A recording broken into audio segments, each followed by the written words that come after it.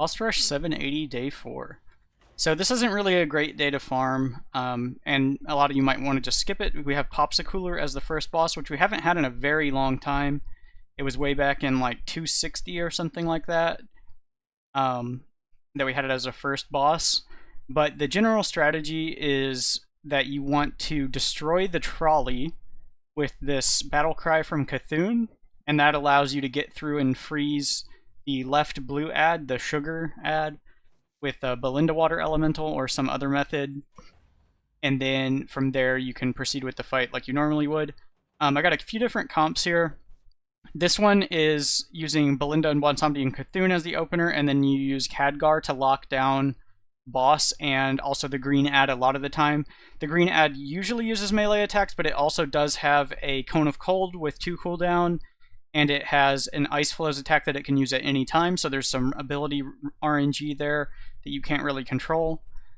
And then you can also just run Varden in that slot instead of Khadgar. That one worked for me as well. And you could probably use Genn if your Geddon's big enough. But any other comp is going to be a pretty similar thing. There's also the possibility to run Varden and Cookie, and then use like Arfus at the start. If you do that though, it uses a lot of party slots, and you can't really fit 2 artillery strikes in the party.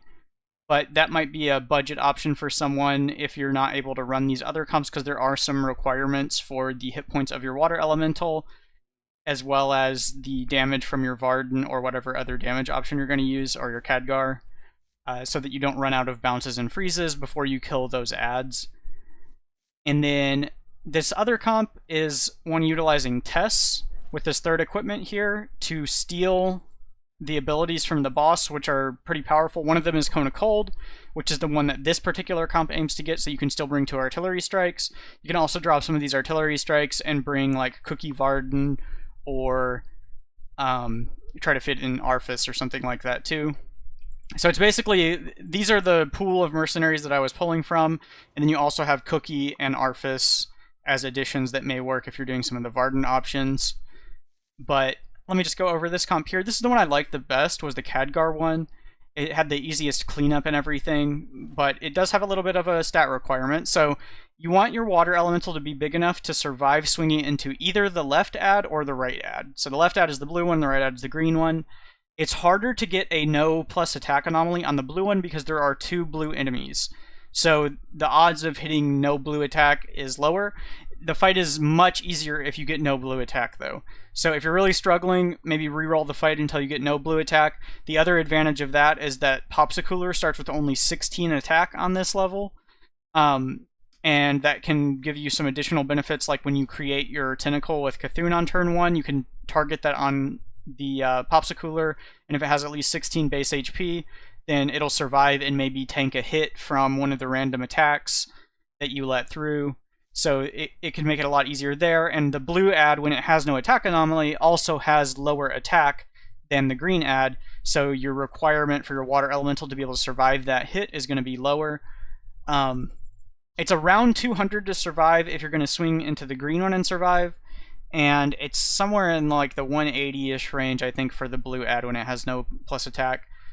So that's sort of your baseline to make it smooth with these comps. It may be possible with lower, but you're going to need good RNG on the abilities that the green ad chooses to use, and it doesn't always work out that well, so it makes it a lot more difficult. But to go over the equipment here, we've got Lesser Water Elemental, Arena Contender, Maw of Cthulhu, Bitter Chill, Ship's Bell, and I'm running no equipment on Genn just to make the cleanup easier, but you could use your Gilnean Strength as normal. And you could also swap out different artillery strike mercenaries if you need to. We don't really use them on this fight other than for finishing the boss off once we've killed off our non-artillery strike mercenaries. Let me jump into it with the Khadgar comp. So I'm going to reroll if I need either the blues or the green to not get bonus attack from the anomaly. It's easier if the blues don't get it, but I can do it with either one. Okay, so this should be okay. This is the slightly harder version. So you would need 199 or higher hit points on your water elemental to use this setup here. And it's also helpful if you get a low frost anomaly, if you're ever going to let a frost attack happen. I aim to not let any frost attacks happen. So this flurry is the most dangerous thing, typically. And some of the frost attacks from this Confection Cyclone are also dangerous. Unfortunately, he is using his frost attack on turn 1, so that's completely random. You can't do anything about it. So I'm just going to freeze the flurry. I'm going to bounce. Because we got an attack anomaly here, I can't just get a Tentacle to survive by swinging it at Popsicooler, so I'm just going to try to do some damage on the Sugar Elemental, and I'm going to put some Frost Weakness on the Sugar Elemental. If this guy shoots at Balinda and kills her, or Popsicooler attacks Balinda and kills her, then I just restart with this comp. Okay, we wanted to lose Cthulhu, so that's good, and we hit Bwonsamdi, so we're fine. It's also fine if Balinda gets hit but doesn't die, so as long as the anomalies aren't too high and you have enough hit points, that works out. So now we just bring out this team, and I'm going to root and freeze.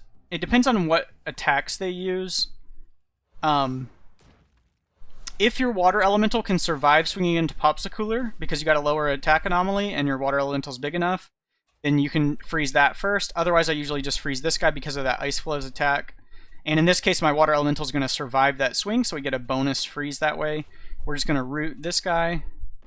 We're going to bounce, and we're going to ramp frost damage for our Khadgar.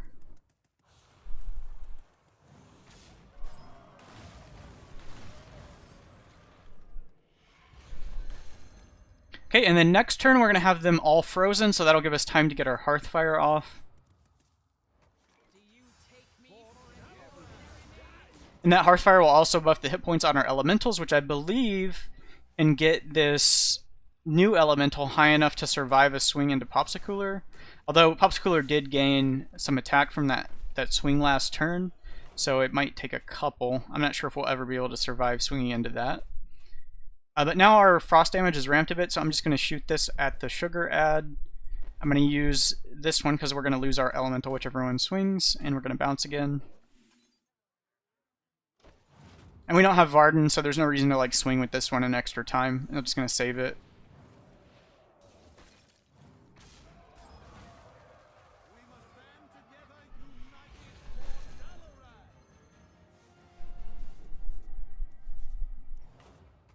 Okay, so now it's kind of a race. Just depends on if you have enough damage to kill them before you run out of freezes and bounces. So at this point, you only have to freeze frost attacks. So if this green ad is casting a melee attack, you don't need to freeze it. So we don't have any bounces left, so I'm just going to do damage to this left guy. We don't need to freeze anything this turn. I'm just going to use my Archmage Nova. And we're trying to kill the Sugar Elemental because it's the most dangerous. Because the green one attacks a lot of the time, so you can just root it. And Khadgar's got that on lockdown. And Popsicooler only attacks, since we killed the trolley. Okay, so we got a Frost attack, so we are going to have to freeze both of these. We have to root to stop Popsicooler. We're going to bounce because we are going to use some freezes this turn. I'm just going to keep doing damage to the Sugar Elemental, and then here, these would both die if they hit this guy, so I'm going to use the lower hit point one to freeze that, and we'll use the higher hit point one to freeze this one where it'll survive. And on the turns where you Archmage Nova and swing with the Water Elemental at the same time, just make sure you use the Archmage Nova first so you get that extra damage from the Hearthfire buff.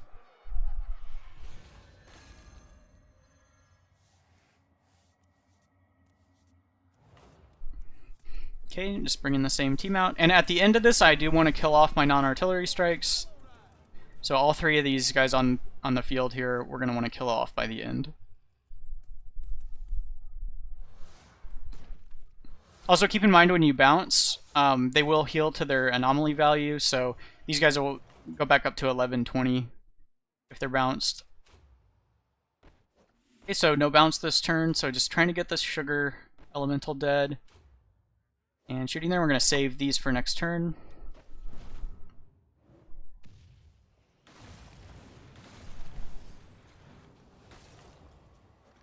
Alright, so we got double frost attacks again. That's very unfortunate. It's much better when this guy uses melee attacks.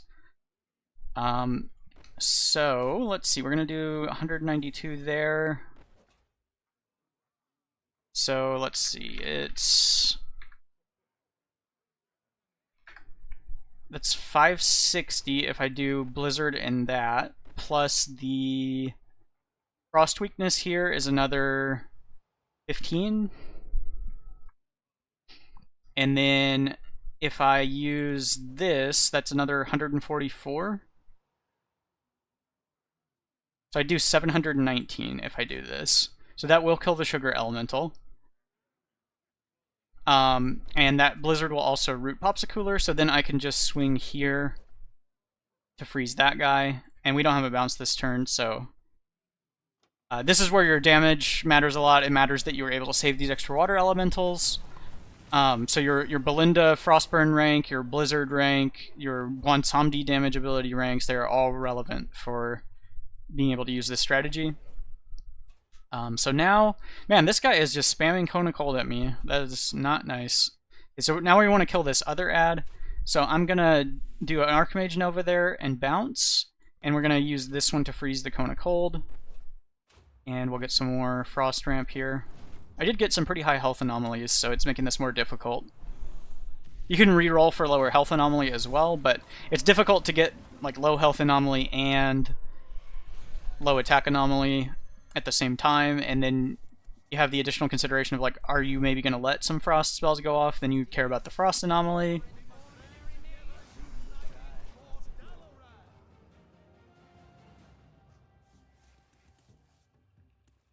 I generally don't let any frost spells cast, so I would prefer like lower health anomaly and one or the other to have no attack anomaly, so I can save those elementals. Alright, and now we just need to root this, and we'll kill this guy off here. Probably next turn.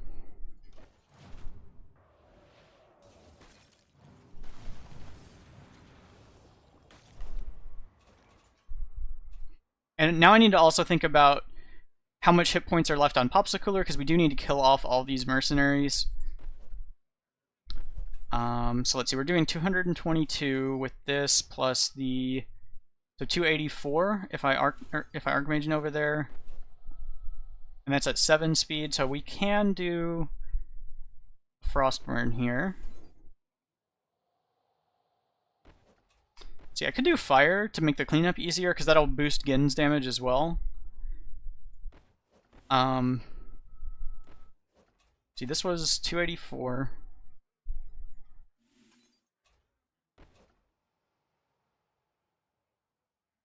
So it'd be 350-ish if I use his 2-speed. Alright, so this should be enough. If I ramp Fire and use that, then I don't have to use an elemental here.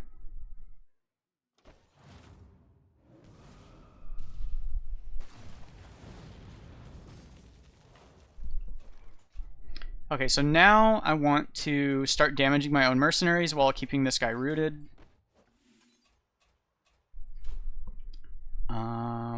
Let's see, how much does this do? 214, so I'll shoot that at Bwonsamdi.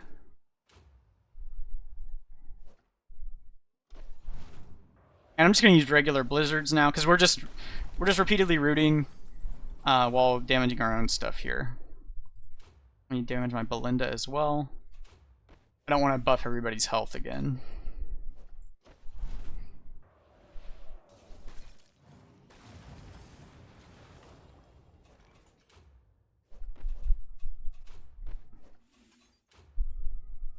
I have to be a little bit careful because I am frost ramped here, so every one of these roots hits pretty hard. Okay, so that basically sets everyone up.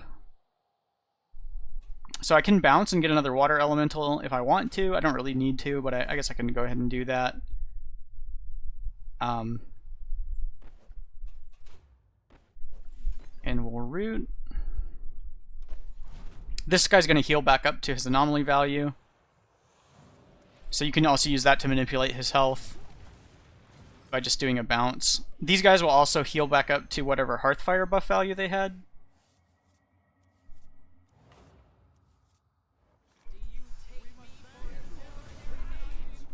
So this is probably like a waste of time. I didn't really need to do this, but those are some additional options that you have for getting through the end here and doing your cleanup.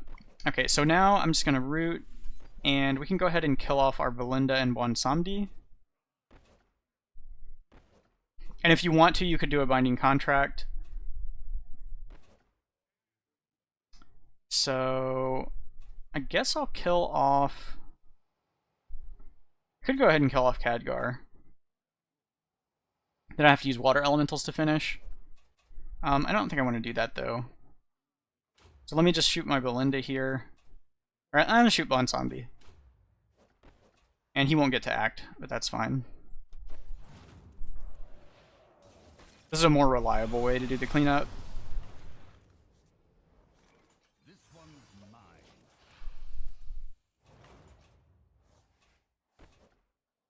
Okay, so I'm gonna root here. I'm gonna shoot my own Balinda. And I'm gonna Space Maker my Khadgar. I'm gonna lose my fire ramp, so the Space Maker will only do like 93 or something. 94.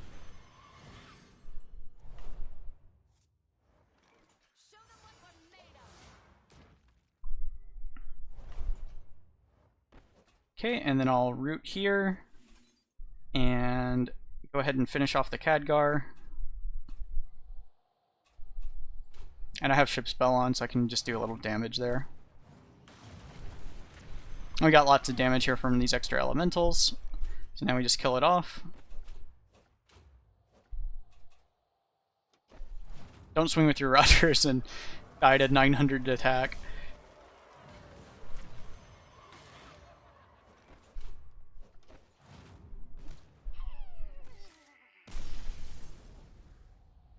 Okay, so that's the Khadgar comp. It's a little easier to do the cleanup because you do have the perma root. Once you get it down to just Popsicooler, you can't really take any damage. Alright, we hit an artillery strike. This is the I've beaten this with all these comps, and this is the first time I've actually hit artillery strike afterwards. Now, the second boss, Raven the Hunter, is actually quite easy, and Khadgar can beat it, but you kind of need Arfus to slow them, because I think there's some 4-speed attacks, which some people on the Discord reminded me of. So trying to keep everybody alive and beat this boss probably isn't the easiest, even though it is a fairly easy boss.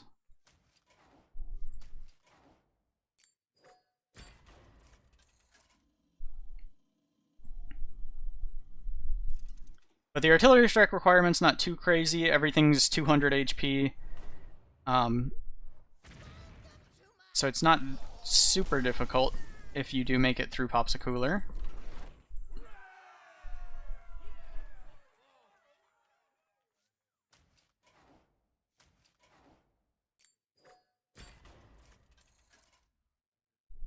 So I do like the Varden comp a lot. It just makes it a little bit trickier on the cleanup.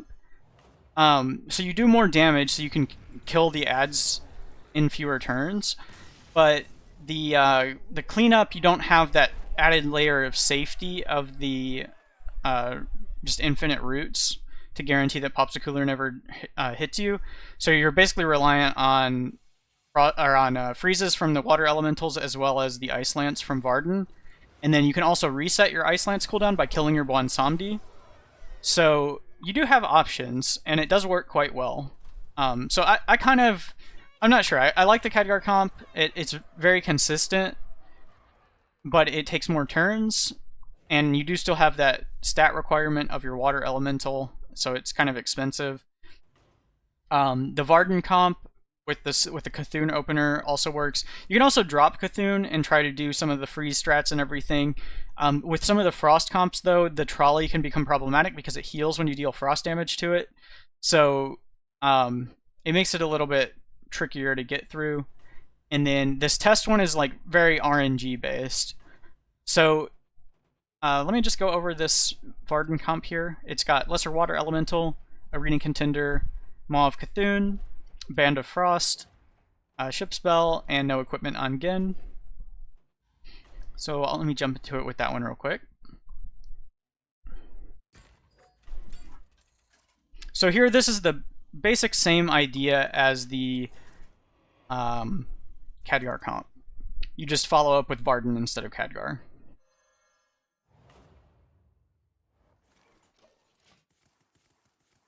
So here you are again reliant on Popsicooler and the Confection Cyclone not deciding to kill your Balinda, which usually is the case. I've seen, especially when Popsicooler gets a really high attack anomaly, he'll swing into Balinda and just kill her sometimes. So I'm going to put some Frost Weakness on the Sugar Elemental, freeze it, so same opener. And since we did not get a 0 attack anomaly here, I can't do the Tentacle thing here to soak extra attacks. So instead I'll just try to shoot at the Sugar Elemental. So we're really hoping that Cthulhu dies here, because if Cthulhu doesn't die, which happens sometimes they just hit Bwonsamdi, it's kind of hard to kill Cthulhu off later. So it works out better when this happens.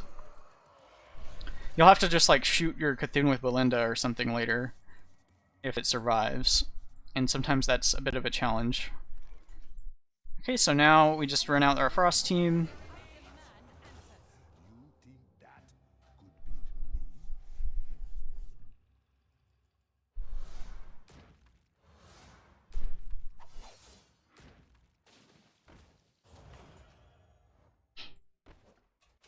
Alright, so we're going to bounce, and you could freeze either one of these. I like to freeze this one because this elemental is going to survive this swing, and then also the Shredding Spiral here hits 2 different enemies, so you have some RNG on where those go. I'm going to get some frost damage, and it doesn't really matter which one of these you do. You never really get to Cold Snap before this comes back off cooldown, so this one just does more damage.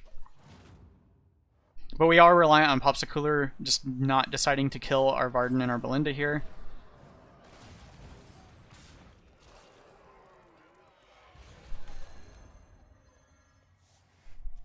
And if you got the no attack anomaly on the blues, it's much easier because the water elemental would have survived that first swing, and you would have had 2 water elementals there, so you could have just frozen everyone and not had to risk that Popsicooler hit. So the easiest version of the fight is definitely when that blue attack anomaly is not present. Okay, so this water elemental would die, so we're going to use the low health one. And we're just trying to kill this sugar elemental. And then after this swing, so you can swing with this one if it survives just to get some ramp here. So I'm going to go ahead and do that, and then we're going to use a flurry afterwards and do a bounce. And we're just trying to get this sugar elemental dead. Or especially low enough to do a cold snap off of is also nice. You get some more ramp that way.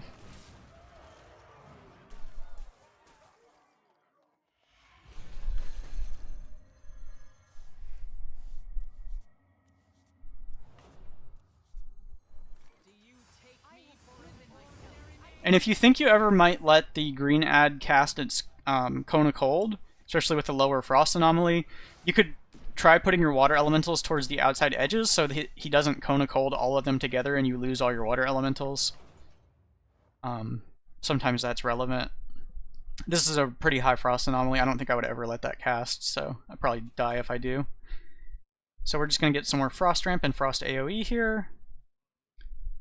We don't have a bounce this turn. So I'm gonna, I could swing with this now to get the ramp, but if I have to freeze this guy next turn, then I end up losing the water elemental on that swing and won't have it for the next turn. I'm gonna go ahead and get the ramp though. I think it's fine in this case, and we do also have an Ice Lance available if we need it. So we're gonna get that AoE, and I guess I'll save the Cold Snap and just do a flurry instead. A little bit of RNG on where this flurry damage winds up.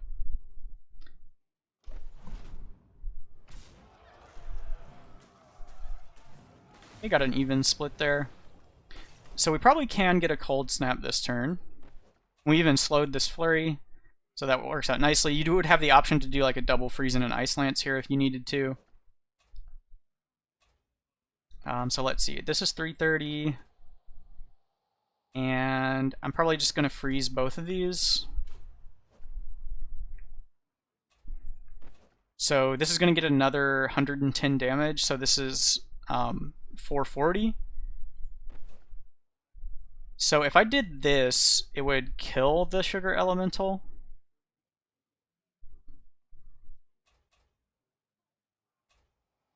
So this is a bit less than 2 stars. This is like 182 plus 440, so like 620. So yeah, that should be enough to kill. So if I just do a flame dart here, and I'll also get the frost weakness on there, and there's already 3 frost weakness, then do a cold snap, that should snap both of these. So I could hold these water elementals for later, and then just do a bounce. So this should work here.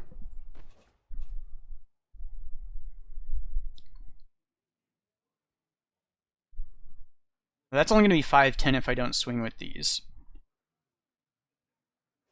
So what I can do is swing here instead, and then these guys will get frozen off the cold snap.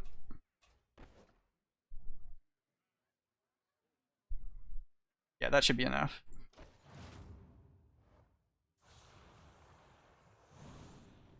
But you could use water elementals and ice lance and stuff if you needed to.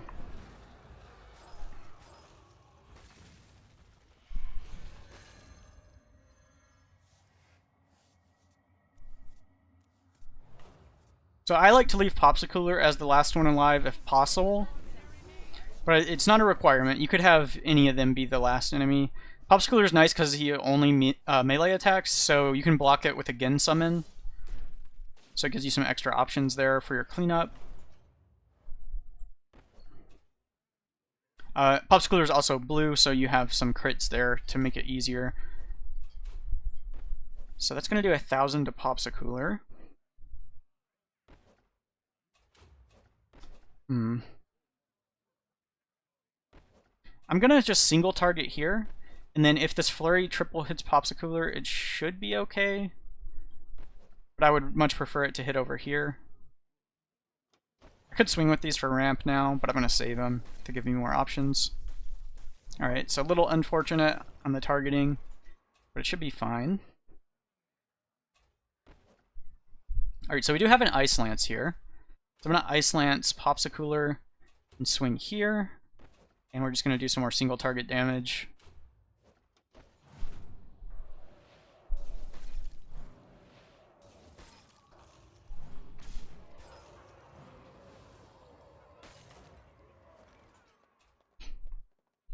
Alright, so I can just cold snap. And this guy has a 545 anomaly. So if I cold snap bounce, that'll work fine. And I'm just going to damage my Balinda.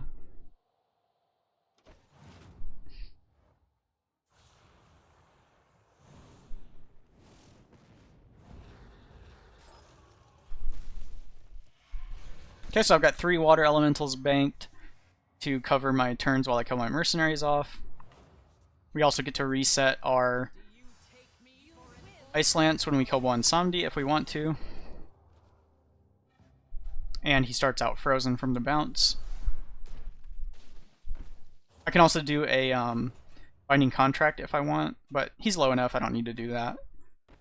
Alright, so I'm just going to kill Bwonsamdi here to start with.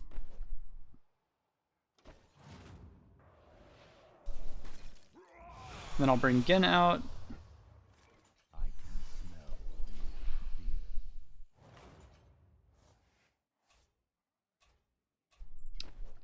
Okay, so I can Ice Lance here and then just damage my Balinda. And damage my Balinda some more.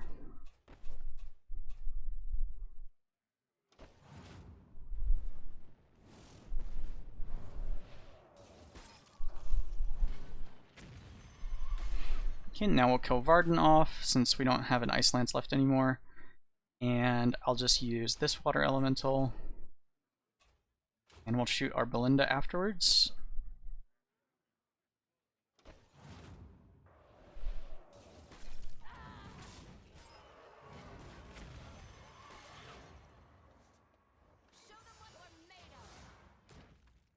Alright, and then I'm going to shoot a Frost Dart. Since I took the healing equipment off here, I get to use a Frost Dart here, so that'll do 306. And then that would be 418. It's pretty close to killing it. I don't want to mess up. Yeah, I'll just do that. It should work fine. Here, I'll play it safe and I'll use the fire attack instead.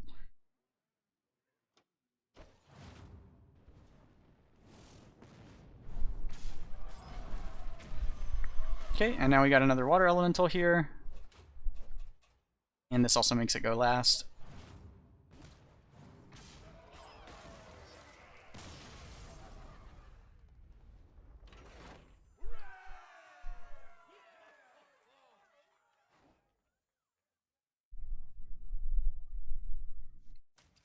Alright, nice, we hit an artillery strike again. So my luck has changed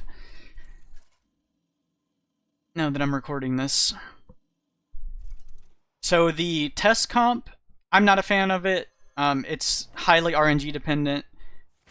You basically just reset the fight until you get good RNG on the things that Tess steals, and then you use those to kill the boss. If you do use the ability that steals or like gives Tess HP, it can be really hard to kill Tess off afterwards. So I wouldn't really recommend doing that, but you can if you just want to have fun with it. There's like a Cone of Cold you can steal, the like gain health based on the treat trolley's health. There's gain 50 attack and swing, which you can use to help kill the trolley, and a few other things.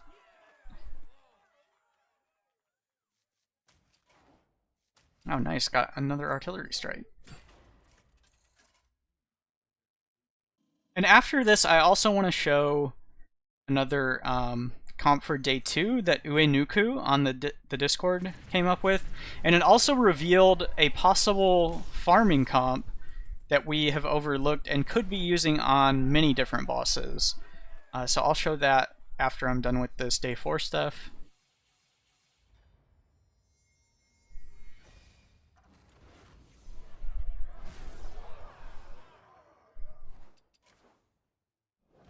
So just to go over this test comp that I did beat Popsicooler with, this is Tools of the Trade on Tess, Arena Contender on Bwonsamdi, Band of Frost on Varden, Lesser Water Elemental on Balinda, Ship Spell on Rogers, and No Equipment on Genn. Now this comp is not reliable. Other people that were trying this test thing were cutting an Artillery Strike Mercenary to make room for Arfus or Cookie to use with Varden, or both, and then maybe even cut Balinda. So you may want to try one of those other comps if you're not having luck with this. This one is relying on Tess hitting specifically Cone of Cold, and then putting Varden and Bwonsamdi out. The problem with this comp is even if you hit that Cone of Cold, you're letting the enemies cast on you. So you're going to get hit with a flurry, you're going to get hit with whatever the green guy does, and you need your Tess and your Varden to live. I did have that happen, but it's not likely. And I was able to beat the boss, but if you try this specific strategy, it is not consistent at all. You probably need a low frost anomaly, you need good RNG on where the flurry hits, like you want a bunch of it to hit your Bwonsamdi and maybe just not kill your mercenaries. So what I do here is I just mouse over Tess here and see what abilities got stolen. So here I got Icicle Storm and Ice Scream. So those are both useless, so I would just concede this run and just reroll until I get Cone of Cold. And then you still need the good RNG from what the enemies do so that your Tess gets the freeze off and your Varden doesn't die. So I don't really recommend that comp. I'm not actually going to sit here and do that until I can actually show it working. But it's just kind of a funny thing that you can do to utilize this RNG thing from Tess. And you can use those other abilities to like use the treat trolley's hit points and everything. You can also bring in Arfus and Cookie as additional options for another way to freeze the enemies and continue the fight. So if you do the Arfus thing, you would probably lead with like Tess, Bwonsamdi, Arfus, and then afterwards you could bring out Varden and Cookie, and then you have the enemies slowed and you can do the fish cold snap thing. The problem is you don't have space for your artillery strikes then. So I wasn't a fan of that comp. I think maybe Anfindel has done something with that today, so you could go check out his channel as well and see what he's been cooking up over there. But the other thing I wanted to show is actually a day 2 thing, so let me switch it over to day 2 here. And this was from Uenuku, who I believe is named after a Maori spirit from the indigenous people of New Zealand or something like that. I was researching that a little bit after I saw their name on the Discord.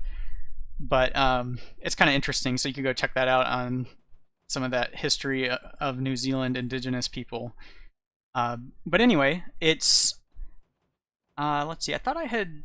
Oh, here, it's this one, the Uenuku Destroy comp. So this one is utilizing the Destroy All Life ability on Deathwing and Rattlegore.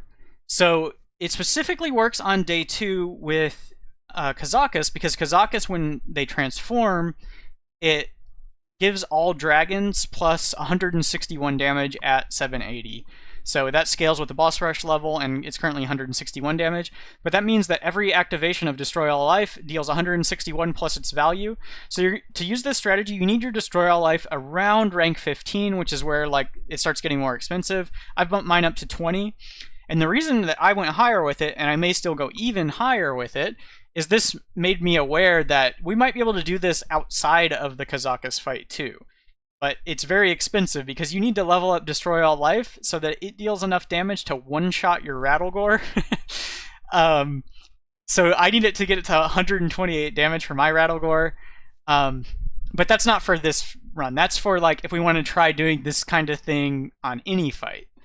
But the comp here is Uther with Librum of Sacrifice, Arfus with Downward Dog, Rattlegore with Rattling Bones, Eudora with Briny Bracers, and this is, it doesn't really matter, but I'm just using that one. Deathwing with Demon Soul, which we're not utilizing here, but it is able to steal the dragons if they use a doubling attack.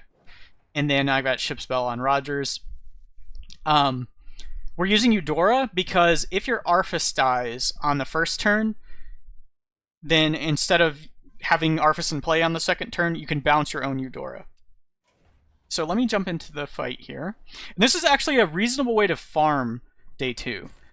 It's not the greatest because your artillery strike odds will be reduced by the fact that Rattlegore is alive afterwards, but it's pretty fast, and you can skip the animations by restarting the client, and then you have 2 artillery strikes and Rattlegore, so it's not the worst. So we lead with Uther, Arfus, Rattlegore, and turn 1 we just taunt our Uther. And you can shoot with Rattlegore if you want to, but you don't need to. And we don't attack with Arfus here, so I'll just shoot with a Bone Flame at Kazakus here.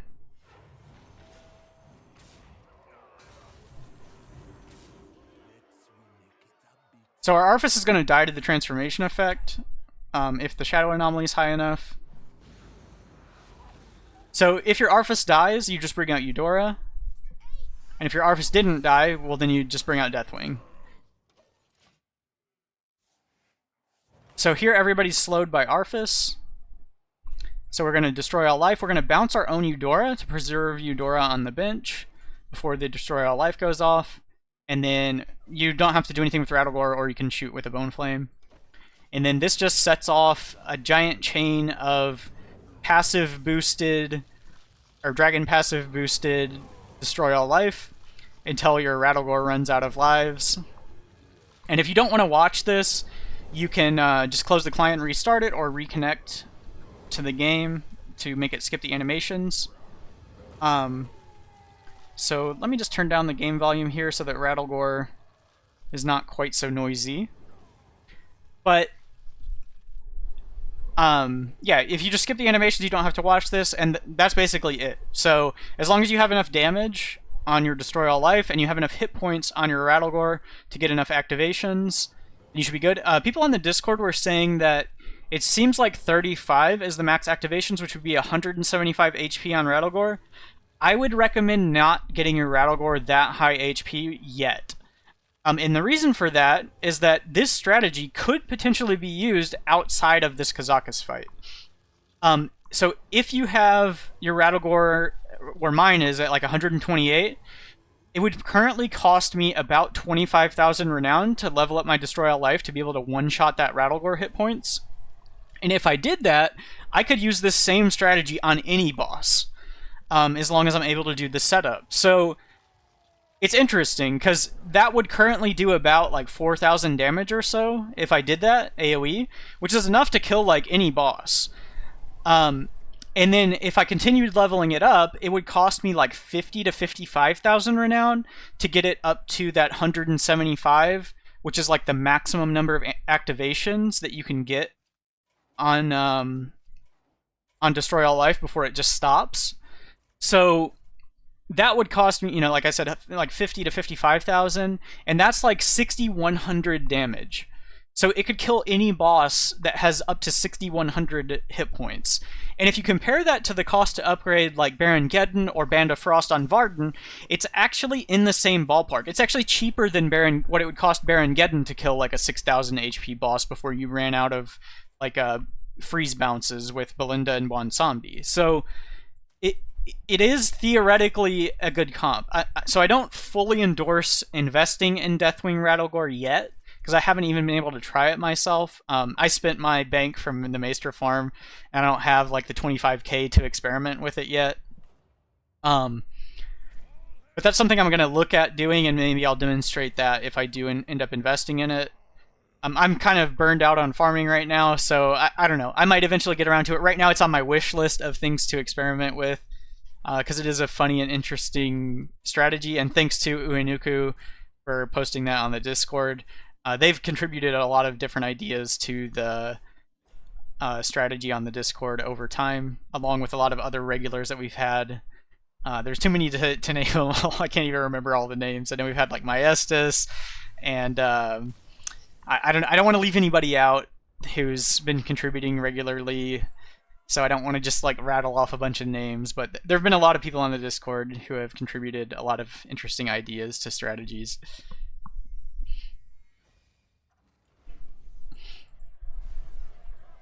So yeah, there's the Rattlegore Deathwing comp. It's actually really fast, and I made it sit through the animations, so it can be even faster if you just restart the client. So it's actually maybe one of the better farms to do because we haven't had any great farms this week. So that's an interesting choice to maybe try farming with. So good luck on your runs, and I'll see you on the next one.